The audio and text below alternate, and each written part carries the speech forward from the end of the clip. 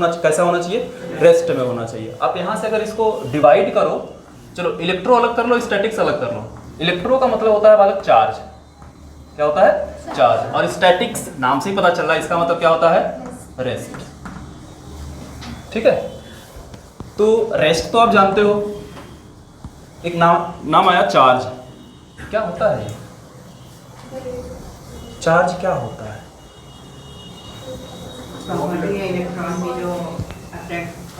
क्यों, प्रोटॉन की प्रॉपर्टी नहीं है? चार्ज भाई क्या होगा? Flow of electron. The rate of flow of charge is called current. कुछ और बताइए। हम करंट नहीं, हमने करंट पढ़ा है अभी नहीं पढ़ा है ना, तो अब आप ये मानो हम करंट नहीं जानते हैं क्या होता है। तभी फिलहाल अगर चार्ज को जानना हो तो क्या बताओगे? अगर कोई पूछे भाई चार्ज के बारे में बताइए कुछ, तो क्या बताएंगे?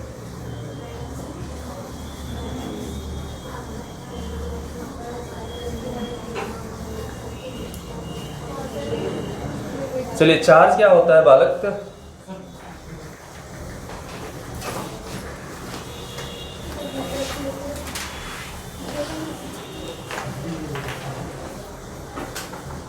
ऐसा करते हैं, थोड़ा तो आगे आगे बालक, बेंच काफ़ी कंजस्टेड हो गया है पीछे, थोड़ा बेंच आगे करिए, तो आगे लेके आइए। गुड।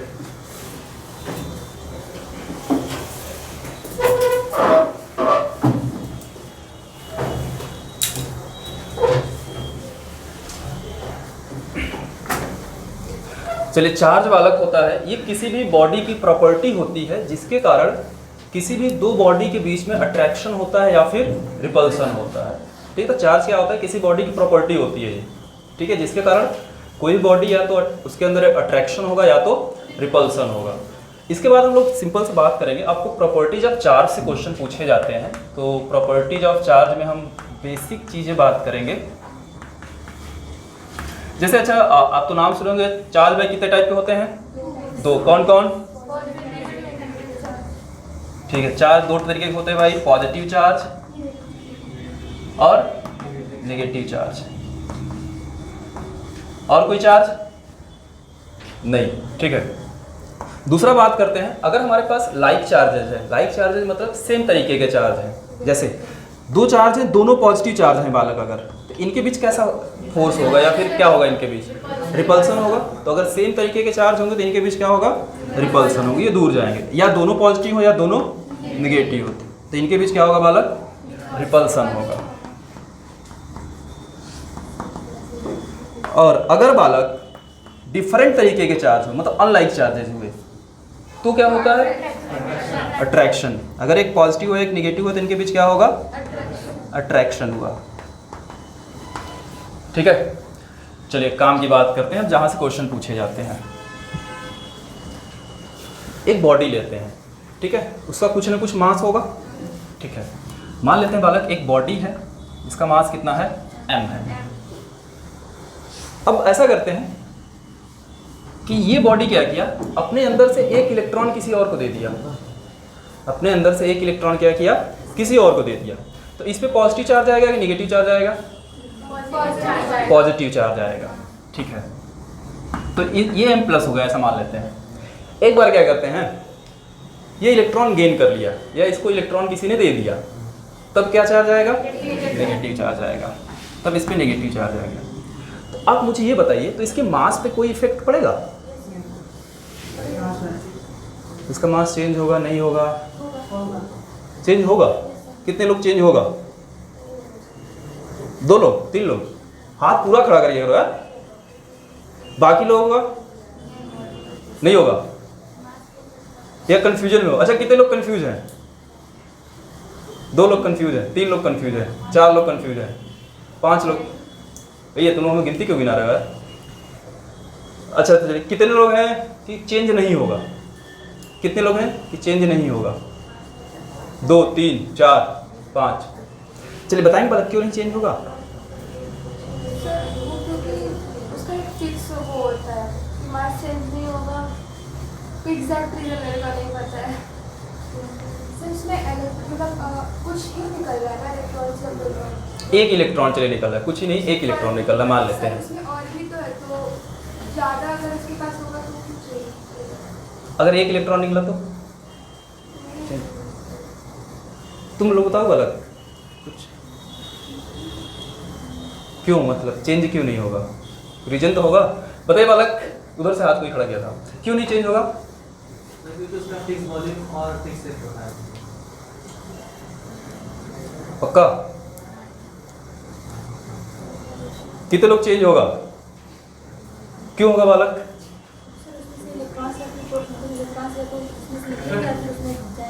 हाँ हाँ ठीक है, चेंज होगा। ठीक है, क्यों होगा समझिए। जैसे ये बॉडी है, अभी इसका कुछ ना कुछ मास है, हमने क्या किया, इसमें से एक इलेक्ट्रॉन निकाल दिया, एक इलेक्ट्रॉन निकाल दिए। अब एक इलेक्ट्रॉन निकला है बालक, तो वो अपना मास भी लेके निकलेगा। इलेक्ट्रॉन का मास कितना? हाँ 1 पॉइंट, कोई बोलेगा नहीं, जिससे पूछा जाए वही बताएगा। कितना बताया बालक? इलेक्ट्रॉन का मास कितना बालक? तो ये पता है ना, एग्जाम में दिया नहीं रहता है, आपको याद होना चाहिए इलेक्ट्रॉन का मास कितना होता है, प्रोटॉन का मास कितना होता है, न्यूट्रॉन का मास कितना होता है, इलेक्ट्रॉन पे चार्ज कितने होते हैं, प्रोटॉन पे चार्ज कितने होते हैं, और न्यूट्रॉन पे चार्ज कितने होते हैं। न्यूट्रॉन पे कितने चार्ज?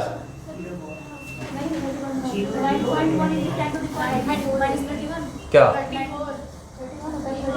चले ओ भाई, थमो थमो थमो। Mass of electron 9.1 into 10⁻³ kg। ठीक है, अगर एक इलेक्ट्रॉन बालक यहां से निकला है तो ये इतना मास भी लेके निकलना है। ठीक है, तो जाहिर सी बात है, अगर इलेक्ट्रॉन निकला है तो इसका मास जरूर कुछ ना कुछ जरूर कम हुआ होगा, सेम तो नहीं रहेगा। हालांकि बहुत स्मॉल मास है, लेकिन फिर भी कम होगा। ठीक है, मास। अब एक बार अगर ये इलेक्ट्रॉन गेन किया है, तब मास क्या हो जाएगा? घट जाएगा या बढ़ जाएगा? बढ़ जाएगा, क्योंकि इलेक्ट्रॉन अगर आ रहा है तो उसका मास भी साथ साथ आ रहा है। ठीक है, तो सबसे ज्यादा मास किसका? M- का, फिर M का, फिर M+ का क्या होगा? सबसे कम मास होगा। बोलो, समझ में आ रहा है? तो ये बातें आप याद रखेंगे कि मास किस तरीके से चेंज होता है। ठीक है, नेक्स्ट पॉइंट आते हैं बालक, ये भी इंपॉर्टेंट पॉइंट है, आप पढ़े होंगे क्वांटाइजेशन।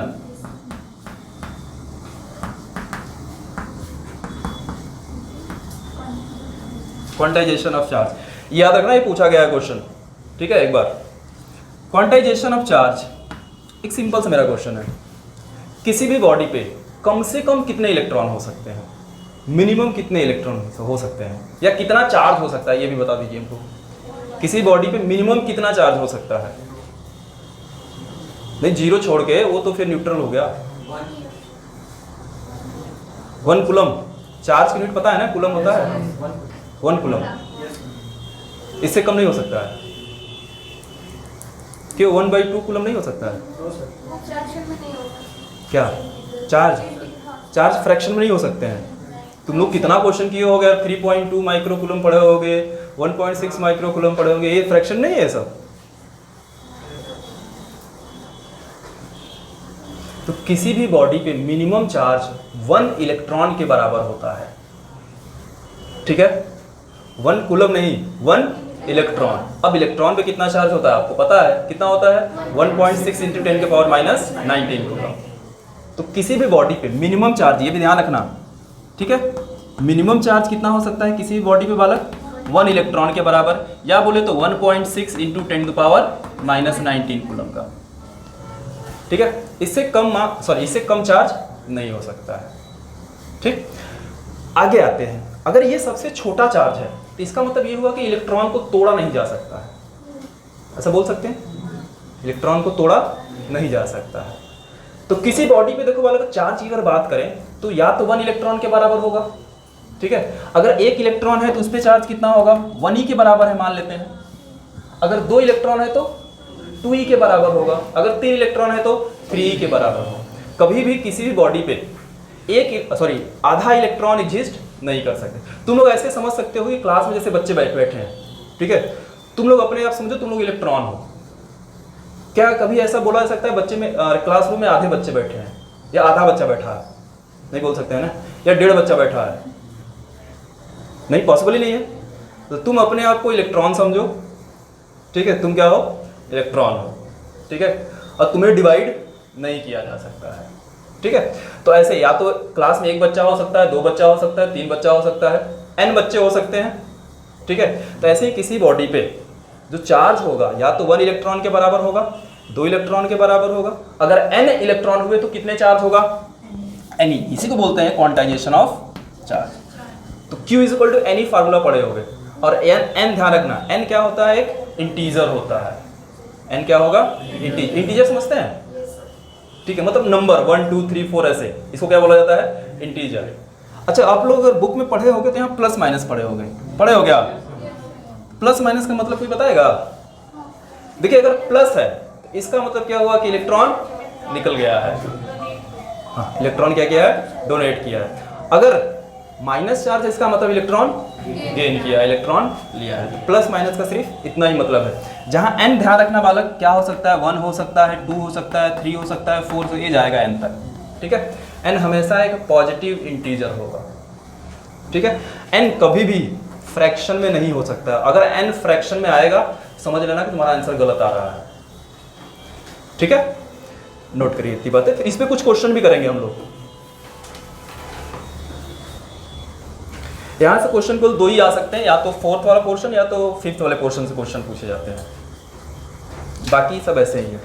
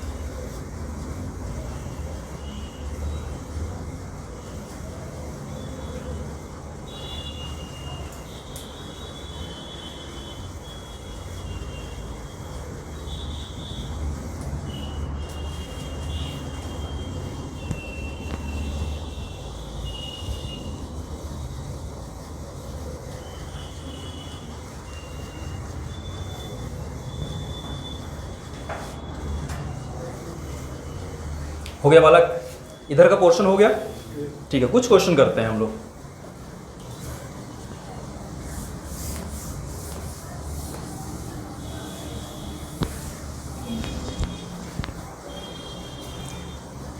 अब मैं कुछ चार्ज लिख रहा हूं, आपको ये बताना है कि कौन सा चार्ज नेचर में एग्जिस्ट करेगा और कौन सा चार्ज नेचर में एग्जिस्ट नहीं करेगा, या कौन सा चार्ज पॉसिबल है या कौन सा पॉसिबल नहीं है, ठीक है। आपको ये चेक करके बताना है।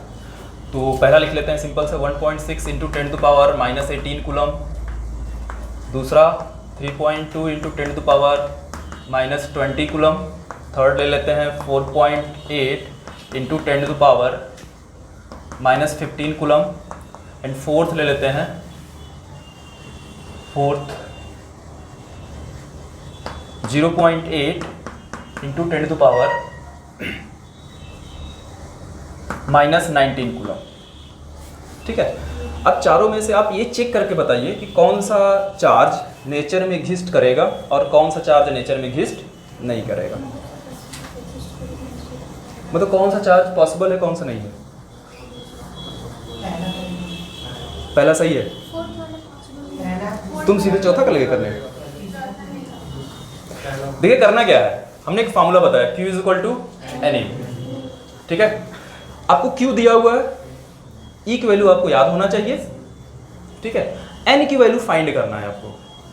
अब N की वैल्यू फाइंड करिए। देखिए N किस केस में एक इंटीजर आ रहा है, ठीक है। अगर N इंटीजर आ रहा है, जिस केस के लिए N इंटीजर आएगा वो चार्ज नेचर में एग्जिस्ट करेगा, जिसके लिए फ्रैक्शन में आएगा वो चार्ज नेचर में एग्जिस्ट नहीं करेगा। बस सिंपल सा है। तो N की वैल्यू निकालनी है आपको, फार्मूला यही लगाना है, N is equal to Q by E। Q मैंने दिया हुआ है, ये आपको पता है। अब N की वैल्यू बताइए, N की वैल्यू फटाफट निकालिए।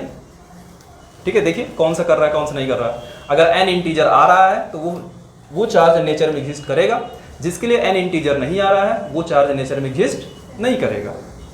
तो ऐसे क्वेश्चन को इस तरीके से आप सॉल्व करेंगे। पहला तीसरा करेगा, दूसरा चौथा नहीं कर रहा है। कोई और बताइए।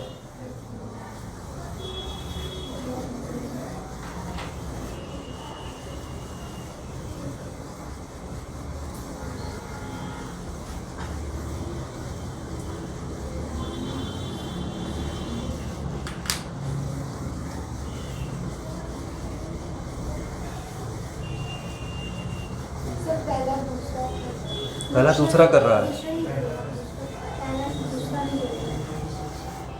मैं इसको मिटाऊं? एक देख लीजिए कैसे सॉल्व करेंगे इस तरीके को क्वेश्चन को। देखिए n is equal to q कितना है बालक 1.6 into 10 to power minus 18 upon e की वैल्यू आपको याद है 1.6 इंटू 10 के पावर माइनस 19। सही है। अच्छा ये तो कैंसिल हो गया। अब आपको पता है ये डिनोमिनेटर में ऊपर जाएगा तो पावर माइनस है क्या हो जाएगा प्लस हो जाता है। तो इसको लिखेंगे ऊपर वाला जैसे वैसा लिखिए इंटू 10 के पावर 19। एक कम और करते हैं। देखो बाला ये जो 10 10 दिख रहा है इसको बेस बोला जाता है, आधार। अगर बेस सेम होते हैं तो पावर जुड़ जाते हैं। ठीक है, तो यहाँ पे बेस सेम है तो 10 लिखिए, पावर को जोड़िए तो माइनस 18 प्लस 19 कितना 1 आएगा। तो बोले तो कितना 10। तो 10 क्या आया, ये क्या इंटीजर है नहीं इंटीजर है। ठीक है, तो n की वैल्यू इंटीजर है, इसका मतलब ये वाला चार्ज नेचर में एग्जिस्ट करेगा। दूसरा चेक करके बताइए इसी तरीके से। दूसरा और नहीं कर रहा है। ठीक है, एक बार मैं दूसरा भी चेक कर ले रहा हूँ। ये पहला क्वेश्चन था हमारा। दूसरा देखिए n is equal to direct करें 3.2 into 10 to power minus 20 upon. ठीक है, ये कितना आ गया कट गया 2 बचा 10 के पावर माइनस 20 इंटू इसको ऊपर ले जाइए 10 के पावर माइनस प्लस 19। अब देखिए 2 इंटू कितना बचा 10 के पावर माइनस 1, इसको क्या लिख सकते हैं 0.2। यही करेंगे। ठीक है, तो ये क्या फ्रैक्शन में आ गया है, इसका मतलब ये चार्ज नेचर में एग्जिस्ट नहीं करेगा। तो दूसरा वाला चार्ज नेचर में एग्जिस्ट नहीं कर रहा है भाई। ऐसे ही सबको आप फाइंड कर लेंगे। तो मेरे ख्याल से आप लोग कह रहे हैं तीसरा करेगा तो चलिए मान लेते हैं। चौथा नहीं कर रहा है पक्का? ठीक है, फोर्थ नहीं कर रहा है। इसको डायरेक्ट भी तो कर सकते हैं, जैसे कि 1.6 into 10 to the minus 19 से ज़्यादा वेट है तो फिर ये वैल्यू भी देखना होता है बालक ना। जैसे मान लेते हैं यहाँ पे कुछ और दे दिया, जैसे ये तो ऐसे नंबर है मैंने लिखा है कि जो 16 से डिवाइड हो जा रहे हैं। कभी ऐसा होगा 16 डिवाइड नहीं हो पाएगा उससे मास से। जैसे 3.2 into 10 to the minus 20 है। हाँ और 1 इलेक्ट्रॉन का मास होता है 1.6 into 10। हाँ, ये तब आप कर सकते हैं जब ये डिविजिबल हो 16 से। मास होता है 9. मास से कोई मतलब नहीं है। मास नहीं चार मैं समझ रहे क्या कर रहे हैं यहाँ, जो पावर देख के तुम बता रहे हो बालक ना, पावर से आप कर सकते हैं। अगर 10 के पावर माइनस 19 से अगर ऊपर हुआ तो वो नहीं करेगा, जो कम हुआ वो करेगा।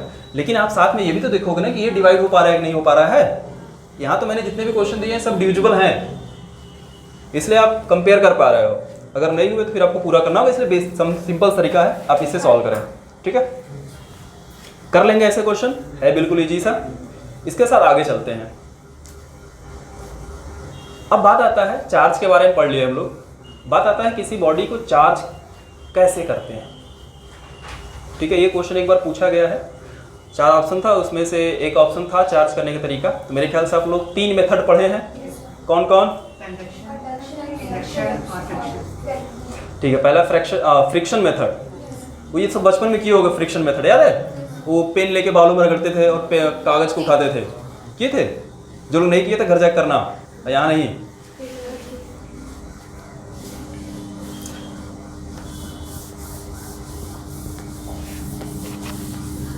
चलिए, तो अगला टॉपिक आता है हमारा कैसे करना है। ये बात की बात है तो पहला पढ़ेंगे, सॉरी, वेज ऑफ चार्जिंग।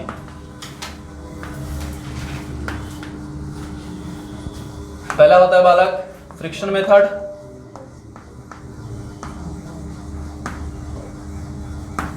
ठीक है, दूसरा होता है इंडक्शन मेथड।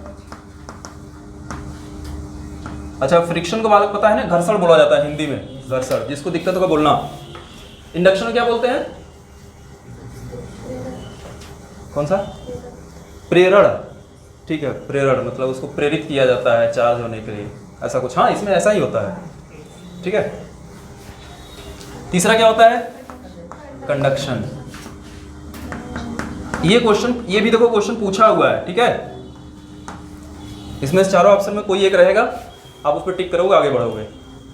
कैसे करना है वो नहीं है, कंडक्शन मेथड वाले से लेकिन क्वेश्चन पूछा जाता है, तो मैं कंडक्शन मेथड डायरेक्ट बताऊंगा आपको, कैसे कंडक्शन मेथड में चार्ज किया जाता है। अच्छा देखो, दो बॉडी होते हैं अलग तरीके, एक तो चार्ज बॉडी तुम लोग नाम सुने हो, अब वो या तो पूरी तरीके से पॉजिटिवली चार्ज होगा या पूरी तरीके से निगेटिवली चार्ज होगा। एक आता है न्यूट्रल बॉडी। न्यूट्रल बॉडी का मतलब क्या होता है? हाँ, उस पर भी चार्ज होंगे, लेकिन जितने पॉजिटिव चार्ज होंगे उतने ही निगेटिव चार्ज होंगे। तो जिस पे सेम पॉजिटिव और सेम निगेटिव है उस बॉडी क्या बोलते हैं? न्यूट्रल बॉडी, ठीक है। एक होता है अनचार्ज बॉडी, इसका मतलब ये होता है कि उस पर कोई चार्ज नहीं होगा, ना पॉजिटिव चार्ज होंगे ना निगेटिव चार्ज होंगे। तो कंडक्शन मेथड में बालक हम लोग एक चार्ज बॉडी लेते हैं, एक अनचार्ज बॉडी लेते हैं, ठीक है। तो दो बॉडी लेते हैं हम लोग।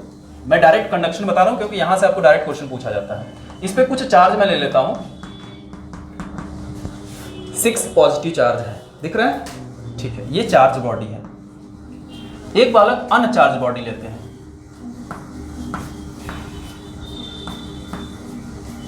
उस पर कोई चार्ज नहीं है। अब क्या करते हैं, इन दोनों को एक दूसरे के कांटेक्ट में लाते हैं।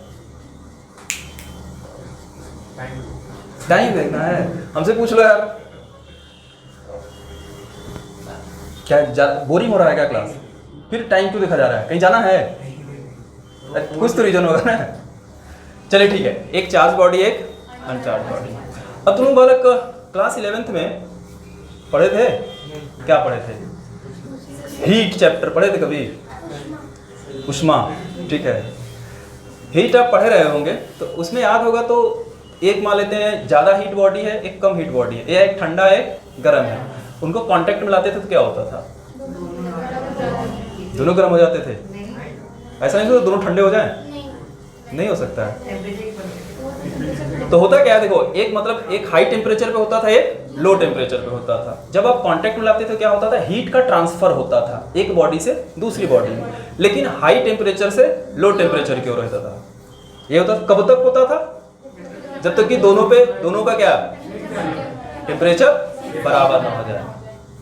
तो सेम कंसेप्ट यहां भी होगा, ठीक है। अब इन दोनों बॉडी को बालक कांटेक्ट में लाइए तो क्या होगा? चार्ज का ट्रांसफर होगा। चार्ज का कब तक होगा? जब तक कि दोनों का पोटेंशियल बराबर ना हो जाए। पोटेंशियल वाला नाम नहीं जानते हम लोग, अभी आगे पढ़ेंगे। तो हम ये बोल देते हैं भाई यहाँ पे कि जब तक कि दोनों पे चार्ज बराबर ना हो जाए। जैसे ही दोनों पे चार्ज बराबर हो जाएंगे, चार्ज का ट्रांसफर रुक जाएगा। तो अभी इस पे कितने हैं? 6, ठीक है। अब इनके तुरंत कांटेक्ट में लाते हैं, तुरंत ट्रांसफर हो जाएंगे, ठीक है। अगर आप 0.000 सेकंड के लिए भी, अगर आप 1 सेकंड के लिए भी अगर लाते हैं तो तुरंत ट्रांसफर हो जाएंगे। जैसे कांटेक्ट में है तुरंत ट्रांसफर, ठीक है। उसके बाद जब इसको हम अलग अलग करेंगे तो आप ये पाएंगे कि दोनों पे इक्वल चार्ज डिस्ट्रीब्यूट हुए रहेंगे। जैसे इस पे 6 पॉजिटिव चार्ज हैं तो इस पे कितने बचेंगे? 3। इस पे भी कितने हो जाएंगे? 3। तो इस तरीके से देखो, जो बॉडी बी था वो भी क्या हो गया? चार्ज हो गया। तो ये कंडक्शन मेथड होता है। आपको यहाँ से क्वेश्चन ही पूछे जाते हैं, मेरे ख्याल से आप पढ़े होंगे, लेकिन फिर भी इसको नोट करिए, उसके बाद मैं इस पे क्वेश्चन आपको देता हूँ। समझ में आ गया? याद रहे इक्वली चार्ज डिस्ट्रीब्यूट होंगे। मैं ऐसे एक दूसरा एग्जांपल लेके और अच्छे से क्लियर कर देता हूँ आपको। बाकी ये तीनों तरीका आपको याद होना चाहिए, तीनों मेथड। कंडक्शन को बालक क्या बोलते हैं हिंदी में? चालन, चालन या चालक, ठीक है।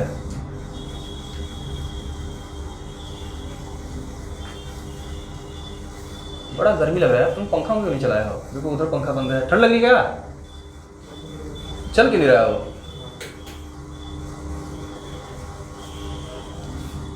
ये बंद है।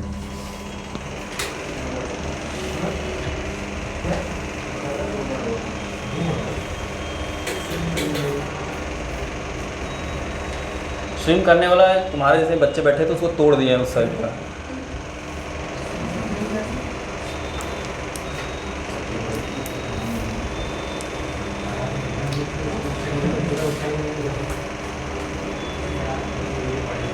हो गया बालक? चलिए अब हम लोग कुछ एक और सिंपल सा तरीका देख लो होता क्या है। अभी यहाँ पे तो एक चार्ज बॉडी है, एक अनचार्ज बॉडी है, तो ट्रांसफर हो गया। कभी कभी ऐसा भी होता है कि दोनों चार्ज बॉडी होती है फिर भी कांटेक्ट में लाते हैं और वहाँ पे भी चार्ज का ट्रांसफर होता है। तो वहाँ पे कैसे होता है, फिर कितने चार्ज डिस्ट्रीब्यूट होंगे उसके लिए थोड़ा सा बात करते हैं। तो मान लो बालक हमारे पास फिर से दो बॉडी हैं, ए और बी। एक पे चार्ज सपोज करते हैं Q1 है और दूसरे पे चार्ज कितना है, इन दो, अब दोनों देखो बॉडी चार्ज है ए बी, इन दोनों को बालक कांटेक्ट में लाइए। जब इन दोनों को कांटेक्ट में लाएंगे तो इस पे Q1 है और इस पे क्या है, Q2 है। रूल के हिसाब से इनको अलग किया जाए, ठीक है। जब अलग करेंगे तो बताइए ए और बी पे कितना कितना चार्ज, मैंने बताया था इक्वली चार्ज डिस्ट्रीब्यूट होंगे। अब तो इस पे कितना आएगा, हाँ ठीक है। अब टोटल चार्ज देखिए, यहाँ जब कांटेक्ट में आए हैं बॉडी उस समय टोटल चार्ज कितना, Q1 प्लस Q2, ये टोटल चार्ज है Q1 प्लस Q2। अब इस चार्ज को दो इक्वल पार्ट में डिवाइड करिए, तो इस पे कितना आएगा Q1 प्लस Q2/2, ऐसे इस पे कितना आ जाएगा Q1 प्लस Q2/2। ये दोनों अगर चार्ज बॉडी हुए तब भी यहाँ पे ऐड करना, ठीक है। उसके बाद इक्वली डिस्ट्रीब्यूट कर देना, मतलब हाफ हाफ कर देना है आपको। तो इस मेथड से करेंगे तो यहीं से क्वेश्चन हम सॉल्व करना शुरू करेंगे। इसको मिटा दूं मैं, चलिए कुछ क्वेश्चन मैं दे रहा हूँ, आप मुझे बताइए फाइनली क्या होगा।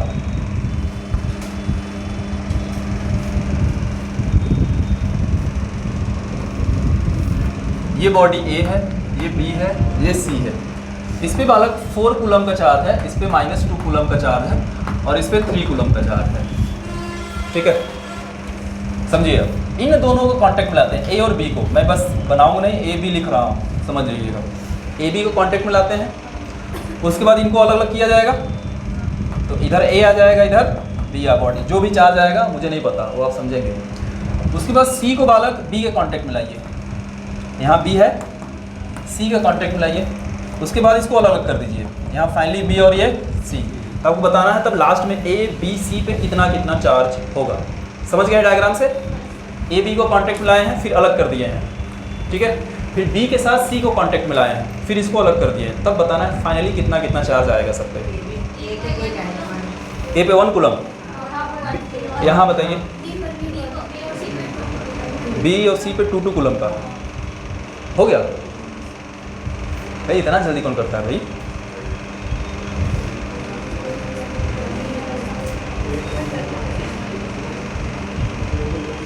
वैसे तो पेन उठाना नहीं है, आप देख के डायरेक्ट बता सकते हो ऐसे क्वेश्चन को।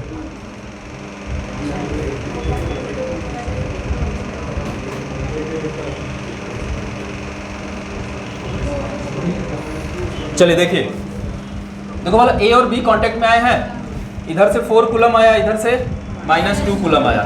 इनको ऐड करो, 2 कूलम 4 -2 कितना 2 कूलम हो गया। हाफ हाफ करिए 2 का 1, इधर 1 कूलम, इधर 1 कूलम गया। उधर से कितना आ रहा है 3 कूलम, टोटल कितना 4 को हाफ हाफ करिए, बस हो गया। देखो कितना सिंपल सा क्वेश्चन है। तो ए पे कितना आएगा 1 कूलम, बी पे कितना आएगा 2 कूलम, सी पे कितना आएगा 2 कूलम है जी। चलो एक और करते हैं, अगला करो तो जाने।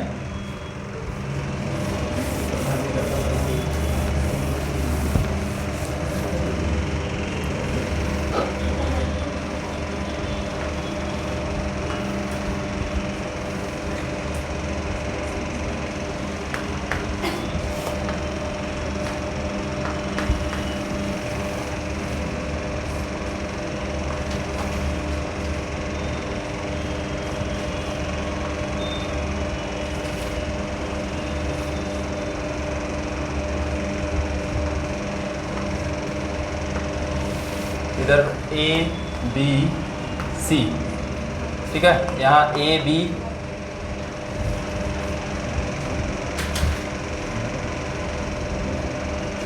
इधर भी बी है, ध्यान रखना बालक, समझ रहे हो ना। ये सी, इधर फिर आया, इधर बी, इधर से जो आएगा वो भी बी आएगा। उल्टा कर लेते हैं हम लोग, इधर बी कर लो, इधर ए कर लो, फिर इधर बी ला लो, सी को इधर कर लो, फाइनली जो भी आए। फिर ये इधर गया, इधर ए कर लो, इधर बी कर लो, इधर सी कर लो, फिर अलग अलग करो बी और सी। अब बताइए यहाँ पे कितना आएगा इस पे, चार्ट हो गया। डायग्राम समझ रहे हो कैसे कैसे कांटेक्ट में आए हैं? ठीक है, समझ रहे हैं तो मुझे बताइए। अच्छा देखो यहाँ बी को यहाँ से डिवाइड मत कर देना, इधर -2 आएगा तो इधर भी -2 ही आएगा।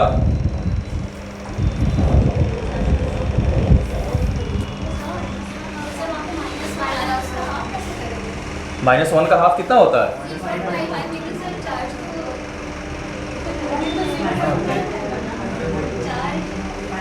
अभी भी नहीं समझे हम क्या बताया था उस समय। किसी बॉडी पे मिनिमम चार्ज 1 इलेक्ट्रॉन के बराबर होता है। अब ये इलेक्ट्रॉन थोड़ा ना है, ये तो चार्ज है। चार्ज तो कैसा भी हो सकता है, फ्रैक्शन भी हो सकता है, इंटीजर हो सकता है, कुछ भी हो सकता है, लेकिन इलेक्ट्रॉन को नहीं तोड़ा जा सकता है।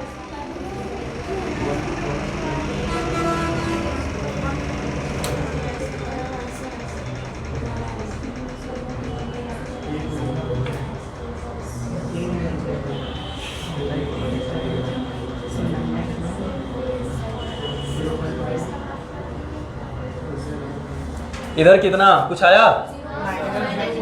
0.5 माइनस की प्लस सबका आ रहा है। ऐसा कोई जिसका ना आए बताना वाला। -0.5 कूलम। और यहाँ बताओ,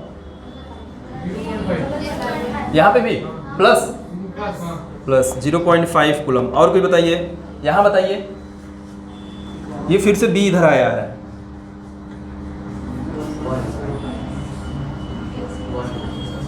वन सेम,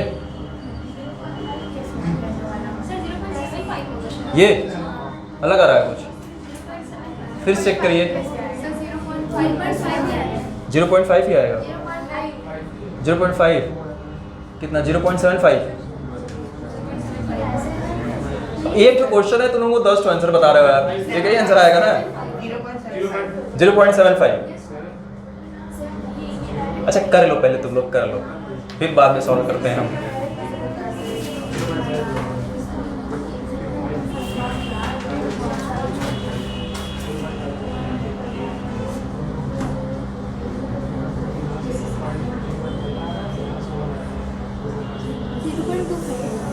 $0.25 0.25 किस पे? ए पे 0.75 0.3 आंसर बताए हो हमको।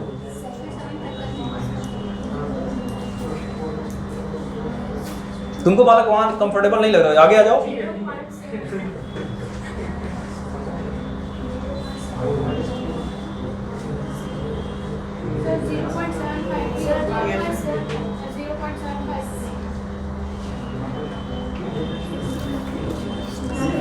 पेन चलाओ और दिमाग चलाओ, ठीक है, और थोड़ा जल्दी।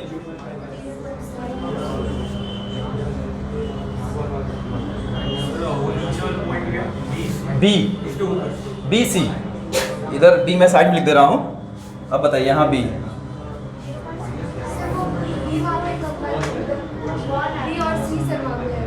हाँ यहाँ बी और सी की ओलाइड है। इधर देखिए, इधर ए इधर आ गया, बी इधर चला गया, फिर ठीक है। बी फिर किसके साथ आया? यहाँ वाले सी के साथ आया है।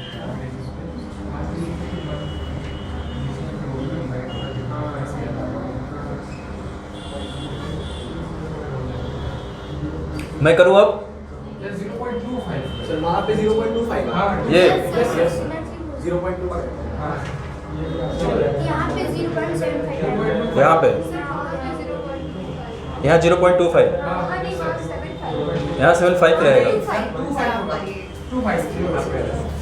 चलिए अच्छा लगा, सॉल्व करते हैं, ठीक है। चलिए मैच कराते हैं। इधर से बालक देखो 1 कूलम आया।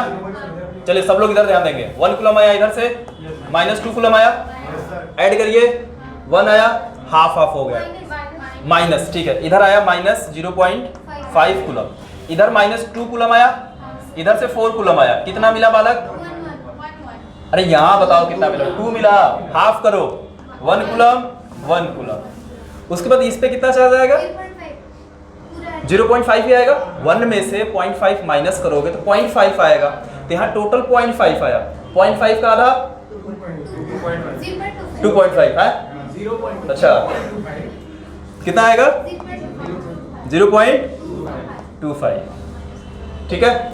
इधर भी कितना आएगा? 0.25।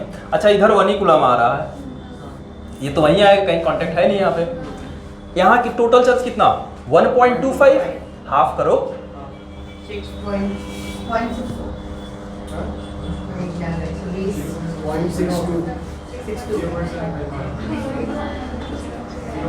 1.25 है, उसका आधा करना है।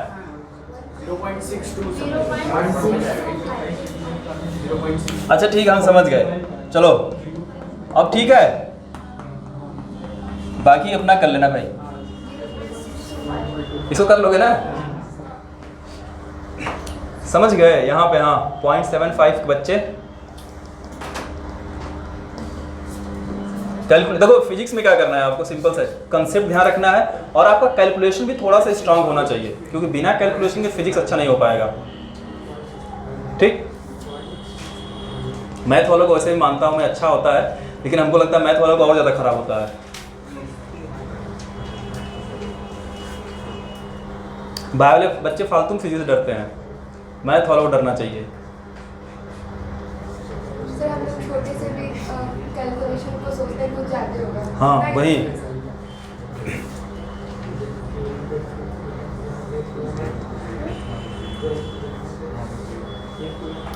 तब कितने घंटे पढ़ाई चल रही है तुम लोगों की? सेल्फ स्टडी कितने घंटे हो जाती है? 1 घंटे किसके? 1 घंटे 24 घंटा में से घंटा केवल 2 घंटे। देखो हम कितना भी चिल्ला लें यहाँ पे, ठीक है, हमारे चिल्लाने से कभी सिलेक्शन नहीं होना है। क्योंकि एक बात ध्यान रखना, अगर तुम नहीं पढ़ रहे हो तो कोई और जरूर पढ़ रहा होगा। ये डायलॉग सुनो भी होगा, अक्सर लोग बोलते हैं ना कि अगर तुम नहीं पढ़ रहे हो तो कोई और पढ़ रहा है, तो भाई उसका सिलेक्शन होना चाहिए ना। लेकिन ये भी है कि जब तुम पढ़ रहे हो तब वो भी हो सकता है ना पढ़ रहा हो, ऐसा भी हो सकता है, लेकिन उसके लिए पढ़ना पड़ेगा तब।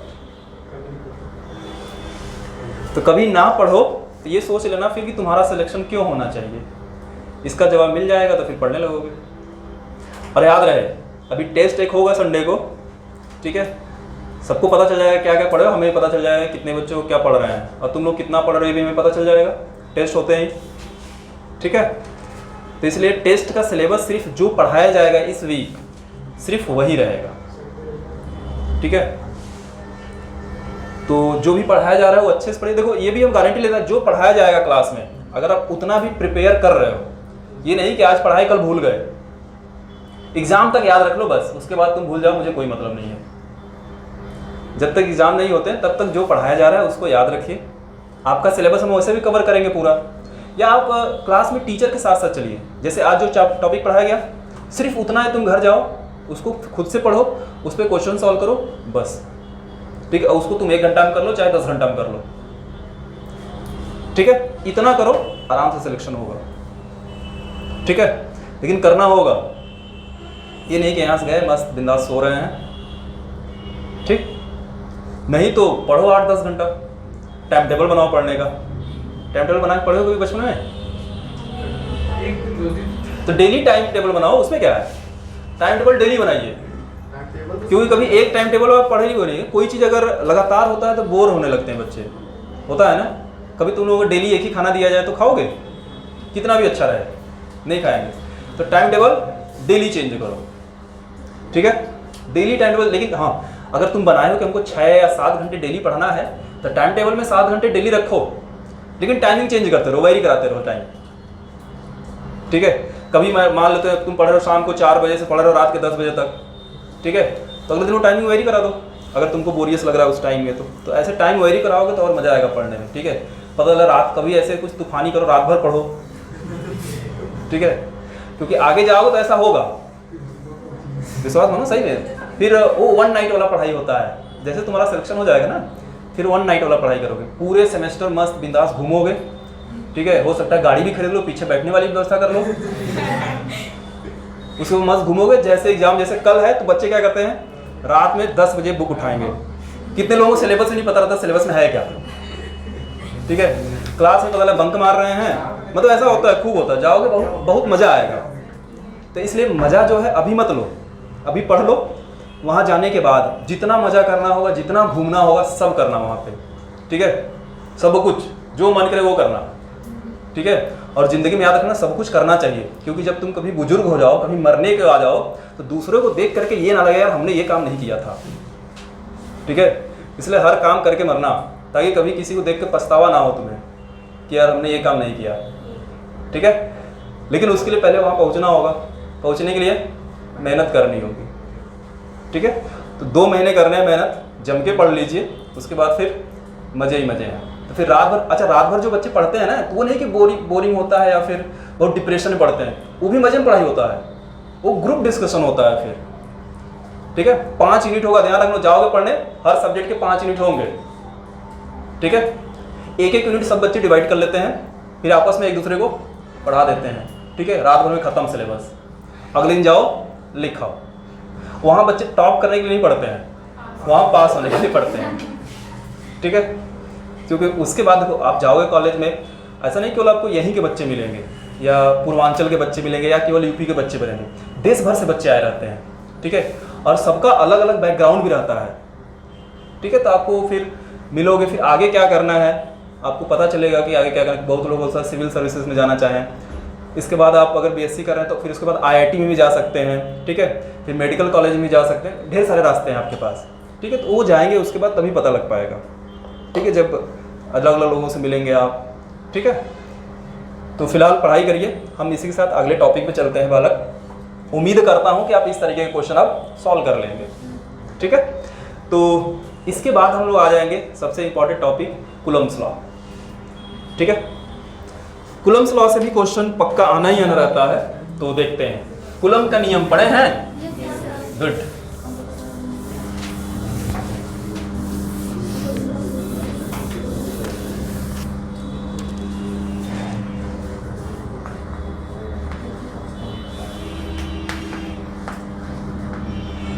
Coulomb's law.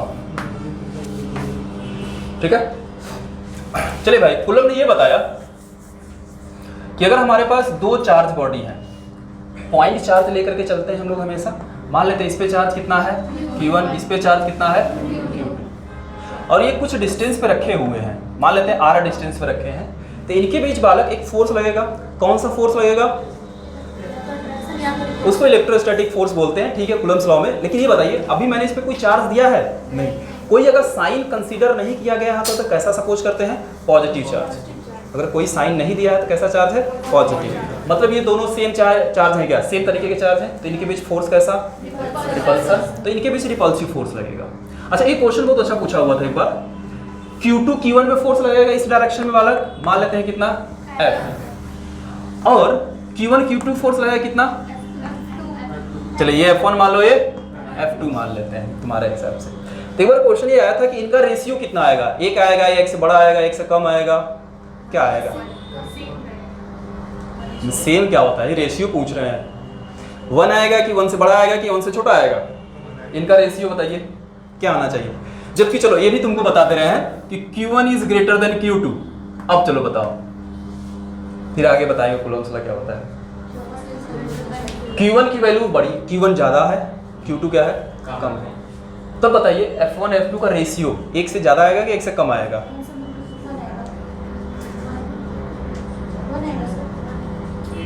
हाँ सुन लिए और क्या बताइए? 1 से ज्यादा आएगा, 1 से हम तो 1 तो ऑप्शन नहीं दिए हैं। कमी है रेशियो तो 1 होता है। अगर चार्ज सेम रहे तब, 1 होगा, और ये बड़ा हो गया, ये छोटा हो गया तब कम होगा। ये बड़ा हो जाएगा, वो छोटा हो जाएगा तब भी कम होगा।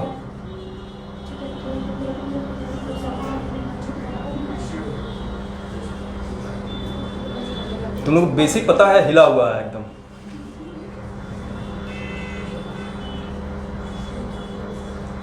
न्यूटन का तीसरा नियम पता है क्या होता है? अगर आप किसी बॉडी पे फोर्स लगाएंगे, दूसरी बॉडी भी सेम फोर्स लगाती है लेकिन अपोजिट डायरेक्शन में, सेम काम, और दोनों सेम फोर्स होते हैं, तो सेम काम यहाँ भी होता है। अगर Q1 Q2 पे फोर्स लगा रहा है F2, तो Q2 क्या करेगा? Q1 पे फोर्स लगाएगा, F1 यहाँ लगा रहा है, लेकिन सेम फोर्स लगाता है लेकिन अपोजिट डायरेक्शन में। ठीक है, इन दोनों का मैग्नीट्यूड क्या रहेगा बालक? सेम रहेगा। तो चार्ज चाहे कितना भी बड़ा हो, चाहे कितना छोटा हो, उससे कोई फर्क नहीं पड़ता है। रेशियो हमेशा कितना आएगा? 1 आएगा। या ये दोनों फोर्स क्या रहेंगे? बराबर रहेंगे। ठीक है, फोर्स भाई सेम होते हैं, चार्ज से कोई मतलब ही नहीं है, क्योंकि तुम फोर्स पढ़े होगे 1/4 pi epsilon naught Q1 Q2 by R square. ठीक है, दोनों के लिए सेम रहता है फॉर्मूला, तो रेशियो भी क्या आएगा 1 ही आएगा, सेम नहीं 1 आएगा। सेम वैल्यू होगा तो रेशियो 1 आ गया ना। ठीक है, ये क्वेश्चन पूछा हुआ है रेशियो, और पक्का ऐसा क्वेश्चन मैं टेस्ट में देने वाला हूँ फिर। ठीक है, तो चार्ज से कोई मतलब नहीं है। ठीक है, चार्ज बड़ा रहे चाहे छोटा रहे, कुछ भी रहे, चार्ज इक्वल भी रहे, तब भी दोनों का रेशियो क्या रहेगा 1 ही आएगा, या दोनों सेम फोर्स होंगे। तो बालक सेम फोर्स लगते हैं। चलिए मैं अब F लिखने वाला हूँ, तुम लोग F1 F2 बोले थे, मैं लिख दिया था ना, मैं F1 लिखने वाला था। F फोर्स लगेंगे। ठीक है, तो जो बालक F की वैल्यू होती है, ये डायरेक्टली प्रोपोर्शनल होता है किसके, Q1 Q2 by R square के। मतलब अगर आप डिस्टेंस बढ़ाएंगे तो फोर्स क्या होगा, कम होगा, इनवर्सली प्रोपोर्शनल है, जिसको बोलते हैं व्युत्क्रमानुपाती। हाँ पक्का, ठीक है। अब देखो बालक, यहाँ पे डायरेक्टली प्रोपोर्शनल साइन हटाएंगे तो यहाँ इक्वल का साइन लाएंगे, इधर किसी कांस्टेंट से मल्टीप्लाई करेंगे, किसी कांस्टेंट C से कर लेते हैं, K का नाम अभी कहीं और लाएंगे हम, Q1 Q2 by R square. तो F is equal to C की कुछ वैल्यू होती है। चलो अभी थोड़ा सब लोग तैयार हो जाओ काम के लिए।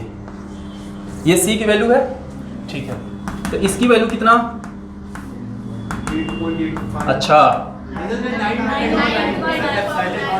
इसका बताओ यूनिट, कूलम स्क्वायर पर न्यूटन पर मीटर स्क्वायर।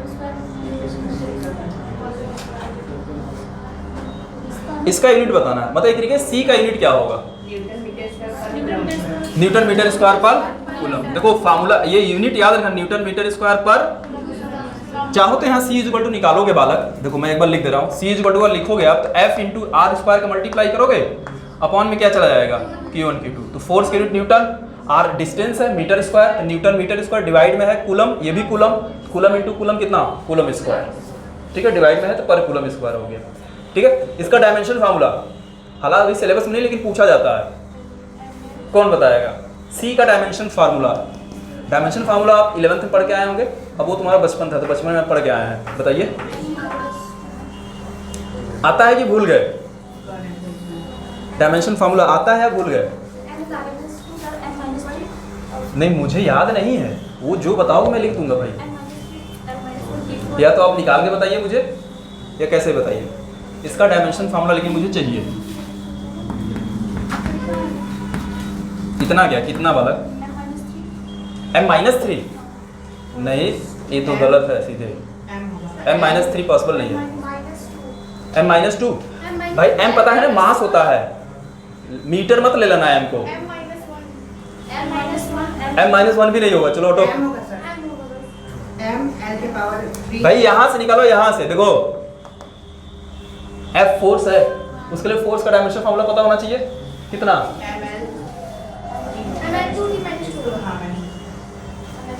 फिर से बोलो, गलत है, कोई और, ML T पे -2। ठीक है, कहाँ है ये, फिर R डिस्टेंस है, L स्क्वायर लिखते हैं, चलो हटाओ यार, ब्रैकेट हटाओ, सही है ना। Q चार्ज है, चार्ज का क्या होता है 80। ठीक है, Q बराबर IT पढ़े यार, I का A होता है, T का T होता है, तो 80, तो A स्क्वायर T स्क्वायर कर दें, ऊपर लेके जाओ, देखो बालक M बचा, यहाँ L इंटू L स्क्वायर कितना क्यूब, और T रखो यहाँ +2 ऊपर जाएगा -2 होगा, इसके साथ कितना हो जाएगा -4, एक ऊपर ले जाओ, ये इसका डायमेंशन फार्मूला होगा ML3 T पे -4 A पे -2। ठीक है, इसी के साथ आता है साइलेंट नॉट। अब साइलेंट नॉट क्या होता है बालक, अरे क्या पूछ रहे हैं, क्या बता रहे हैं, होता क्या है, परमिटिविटी ऑफ,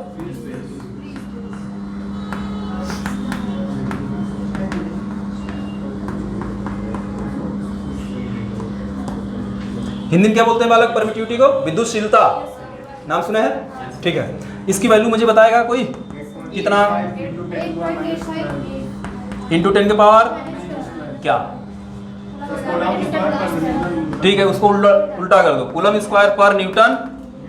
डायमेंशन फार्मूला कौन बताएगा, पे -1 L -3 T का 4 A का स्क्वायर है। सब वही रहेगा, बस इसका चिन्ह। फिर से बोलो बालक तो M का -1 L का -3 T का 4 A का 2। पक्का 2 ए पे 2, ठीक है। ये डायमेंशन फार्मूला। तो देखो यूनिट और डायमेंशन फार्मूला तो आपको पूरा पता होना चाहिए, या याद रखने के लिए मैं नहीं कर रहा हूँ, लेकिन आपको निकालने आना चाहिए। अगर आप किसी फिजिक्स का फार्मूला अगर आपको याद है तो आप उसका यूनिट और डायमेंशन फार्मूला बिल्कुल इजीली निकाल सकते हैं, ठीक है। इसके लिए लेकिन आपको फार्मूला याद होना चाहिए, ठीक है। और ये वैल्यू फिलहाल आपको याद होना चाहिए, इसको नोट करिए फटाफट। ये ध्यान रखना, अभी Q1 Q2 के बीच में कोई मीडियम हमने नहीं लिया है, मतलब या तो एयर है या तो वैक्यूम। वैक्यूम मतलब कुछ भी नहीं, ठीक है।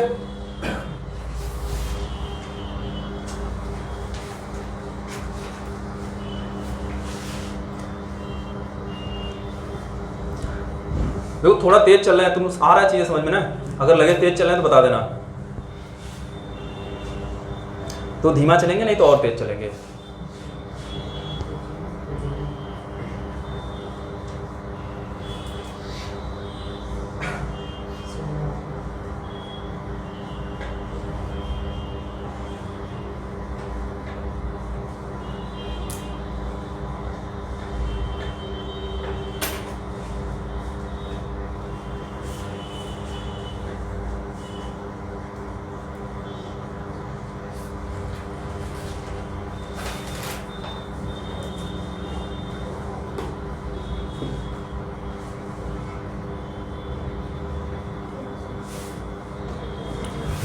वैसे एक क्वेश्चन अक्सर पूछा जाता है भाई, आप लोग 12th में भी पढ़ के आए होंगे भाई, कूलम्स लॉ को वेक्टर फॉर्म में बताइए, vector form of coulomb law, ठीक है। ये बोर्ड में भी खूब पूछा जाता है और इधर भी पूछा जाता है, ठीक है।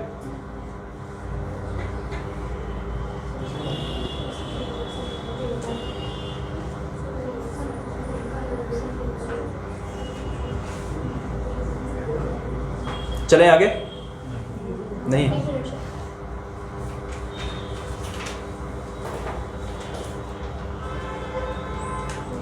अच्छा देखो, नोट्स तुम लोग बालक बनाते हो तो जरूर नहीं कि जो बोर्ड पे है केवल उतना ही नोट करो, क्योंकि टीचर्स क्या करते हैं हर चीज़ बोर्ड पे नहीं लिख पाते हैं। कुछ लोग हम लोग ऐसे ओरली बोल देते हैं, तो अगर आपको लगे कि वो अच्छी बातें हैं तो नोट कर लिया करो। जैसे कभी कोई शायरी वायरी बोल रहे हैं लोग तो नोट कर लिया करो।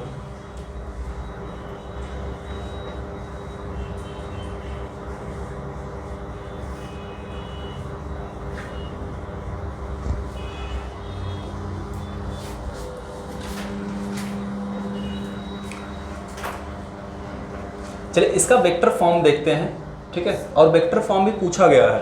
मैं मतलब पिछले साल की ही बात नहीं कर रहा हूँ, मैं जैसे पहले हम BHU के पैटर्न को लेकर चल रहे हैं ना, अभी तो CUT एक ही साल हुआ है, उससे पहले हम BHU में भी क्वेश्चन पूछे गए हैं, तो वेक्टर फॉर्म का कूलम लॉ भी आया हुआ है, ठीक है। तो मेरे ख्याल से वेक्टर फॉर्म में कैसे लिखा जाता है इसका डेरिवेशन बोर्ड में खूब पूछा जाता है, तो तुम लोग को आता भी होगा कि भूल गए? आता है, ठीक है। चलिए देखते हैं, साथ साथ बताते रहिएगा कैसे करना है। इसको मिटा दे बालक। चलिए तो अगला हेडिंग रहेगा vector form of Coulomb's law.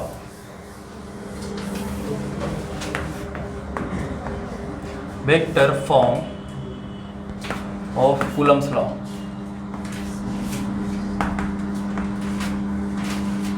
देखो बोलो कैसे लिखा जाता है।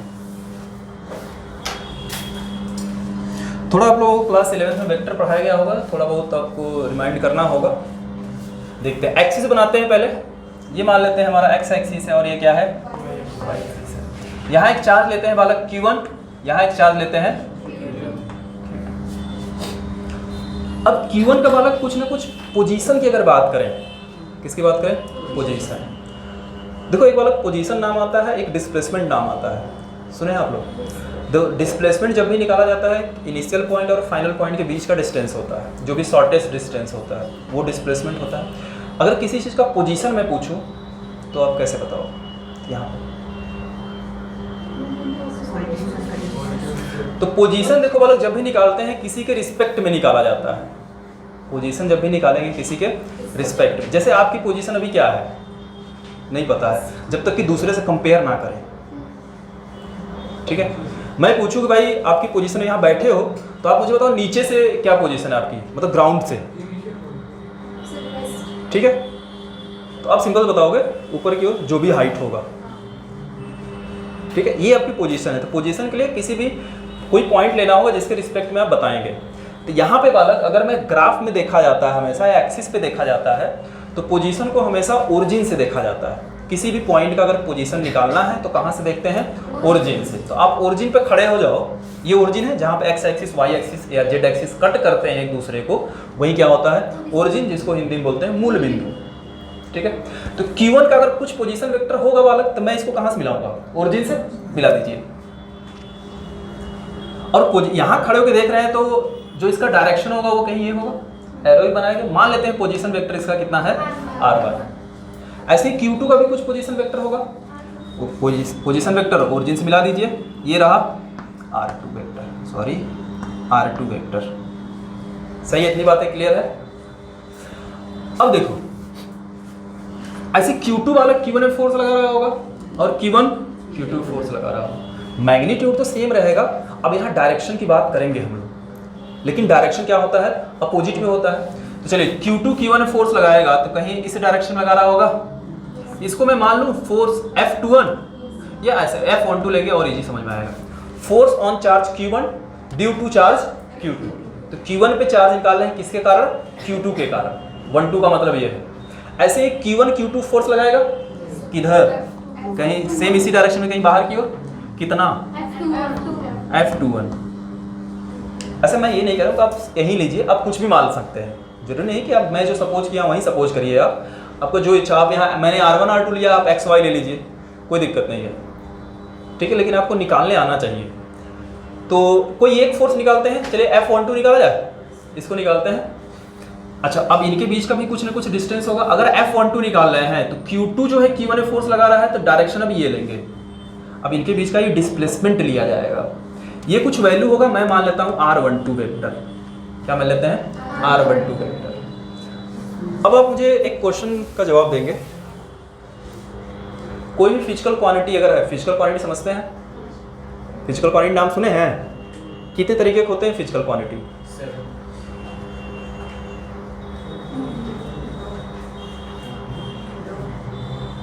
2 तरीके के होते हैं। एक फंडामेंटल, अच्छा, एक फंडामेंटल क्वांटिटी होती है, दूसरी डेराइव्ड क्वांटिटी होती है, पढ़े हैं। और जो फंडामेंटल क्वांटिटी होती है वो 7 टाइप्स की होती है, याद है सातों?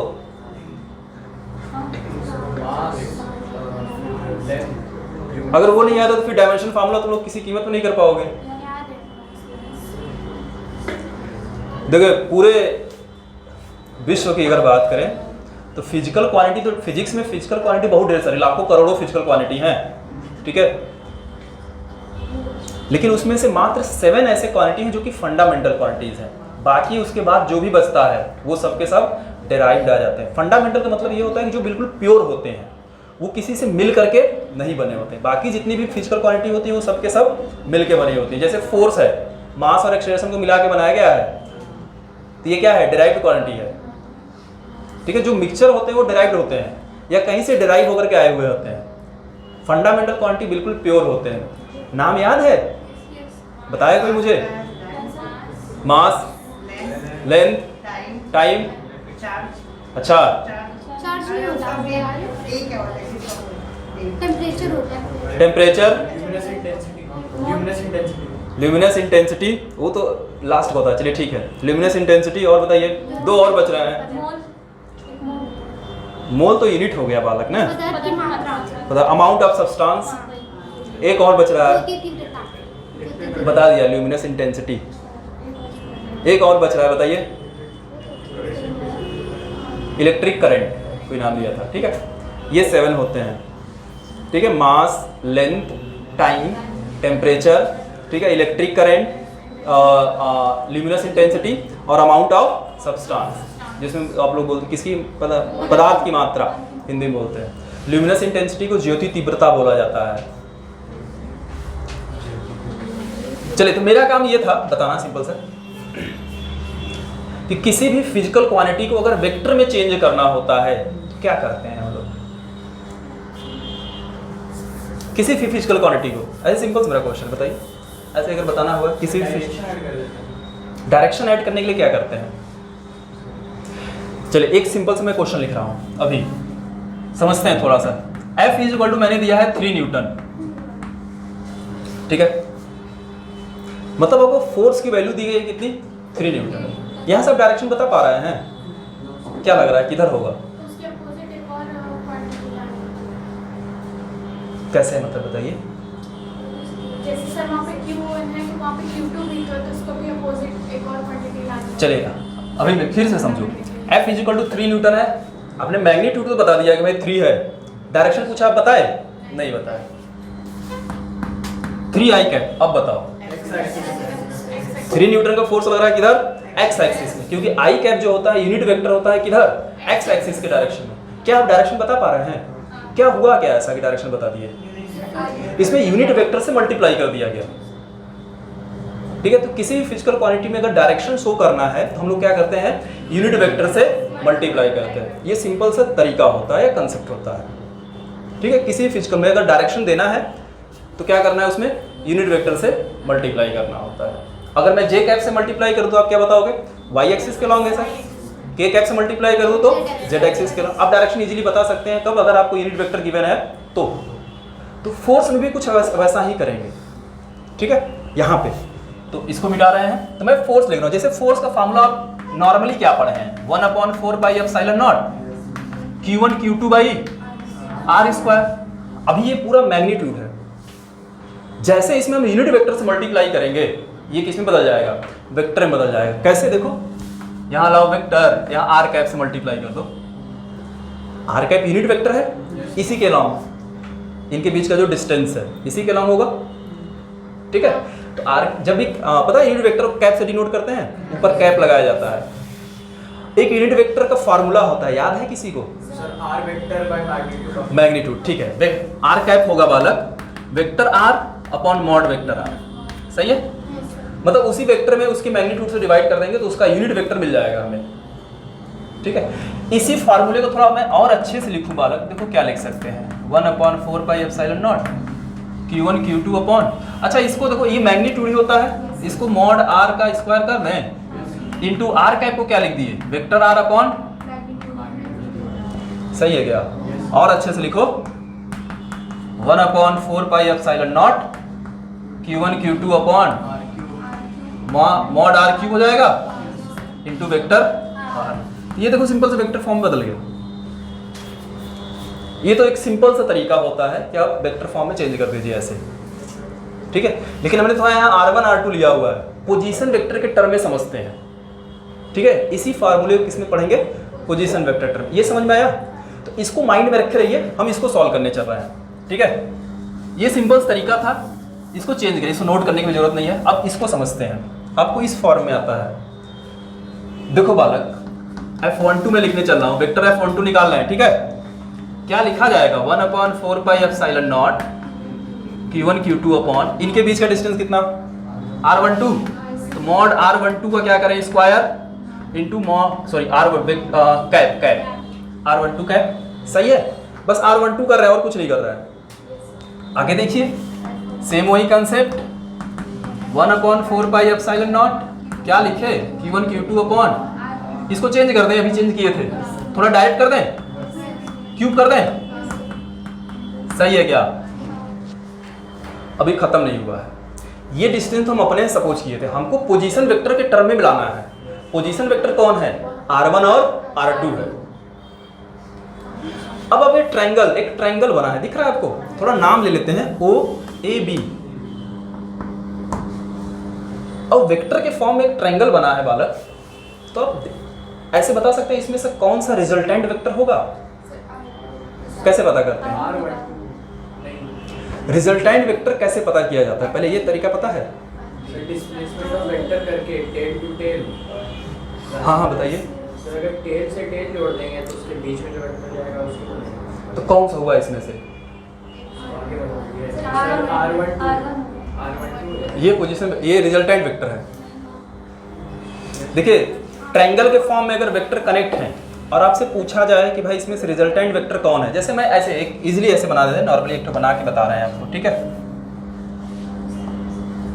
ऐसे एक बना दिए, ठीक है। ये पहली लाइन है, ये दूसरी लाइन है, ये तीसरी लाइन है। अब आपको पूछा जाएगा इन तीनों में बताइए कौन सा रिजल्टेंट वेक्टर है। तो आपको ध्यान देना है कि जिस वेक्टर का हेड हेड से मिला हो और टेल टेल से मिला होगा वही रिजल्टेंट वेक्टर होगा। तो इसमें से कौन सा लाइन ऐसा है जिसका हेड हेड से मिला है, टेल टेल से मिला है? तीसरा लाइन है। तो ये तीसरा वाला लाइन जो है यही रिजल्टेंट वेक्टर है, क्योंकि इसका देखो हेड हेड से मिला है और टेल टेल से मिला है। तो ये रिजल्टेंट वेक्टर है, तो ये बाकी दोनों के सम के बराबर होगा, ठीक है। बाकी दोनों वेक्टर के सम के बराबर होगा। अगर मैं मान लूं ये वेक्टर ए है और ये वेक्टर क्या है, बी है, और ये वेक्टर सी है, तो सी क्या है, रिजल्टेंट वेक्टर है। तो vector C is equal to लिखेंगे vector A plus vector B. ऐसा आप बचपन में पढ़ रहे होंगे। तो रिजल्टेंट वेक्टर देखने के लिए क्या करते हैं, ऐसा वेक्टर देखेंगे जिसका हेड हेड से मिला और टेल टेल से मिला। अब मुझे यहाँ बताइए कौन वेक्टर है जिसका हेड हेड से मिला और टेल टेल से मिला? R1। देखिए R1 ये वेक्टर, एक इसका हेड इधर है, इसका हेड इधर, ये हेड हेड है और टेल टेल है। तो वेक्टर R1 जो यही क्या है, रिजल्टेंट वेक्टर है। तो हम ये लिखेंगे, क्या हुआ, कोई डाउट, कुछ पूछना है? तो vector R1 is equal to लिखेंगे बालक vector R2 plus vector R12, सही है। अब हमको चाहिए R12, तो वेक्टर R12 बताइए कितना, वेक्टर R1 माइनस, पुट करिए वैल्यू खत्म करिए। तो F12 कितना, 1/4 pi epsilon naught Q1 Q2 upon mod R1 minus R2 क्या, Q इंटू R1 माइनस, बस हो गया। ये होता है वेक्टर फॉर्म में फाइनली। अगर बालक तुम अगर ये फोर्स निकालना है तो ठीक उल्टा कर दो, जहां R1 माइनस R2 उसको क्या करना है, R2 माइनस R1 कर देना है, ठीक है। जहां भी है चेंज हो जाएगा। समझ में आया? ये कैसे निकाला गया है। अब देखो क्वेश्चन में जो होता है वो कुछ भी हो सकता है ना, ये हो सकता है इसको R2 दे दे या इसको R1 दे दे। मैंने आपको तरीका बता दिया है कैसे निकालना है, लेकिन मैं ये नहीं कह सकता हूँ कि भाई आपको सेम चीज़ पूछा जाए, लेकिन पूछेगा तो आपको ऐसे ही निकालना है, ठीक है। हो सकता है आपको ये x दे दे या y दे दे, या इसको R2 कर दे इसको R1 कर दे, कुछ भी कर सकता है, लेकिन तरीका यही रहेगा निकालने का। समझ गए हैं? कि जो भी फार्मूला होगा उसमें यूनिट वेक्टर से आप मल्टीप्लाई करेंगे, वो डायरेक्ट किस में चेंज हो जाएगा, वेक्टर में चेंज हो जाएगा। बाकी तो फार्मूला यूज किए हैं, बाकी कहाँ कुछ किए हैं। उसके बाद तो कैलकुलेशन है। इसमें कोई डाउट हो तो पूछिए, क्योंकि ऐसा क्वेश्चन पूछा गया है। कोई डाउट नहीं है तो नोट कर लीजिए।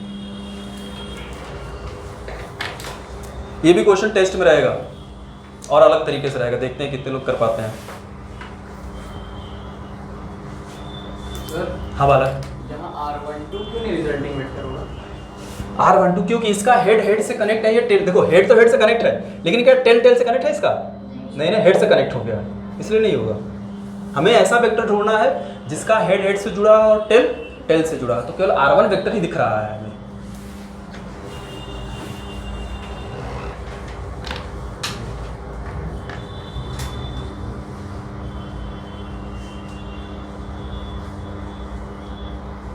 चलिए तो आज के लिए बस इतना करते हैं।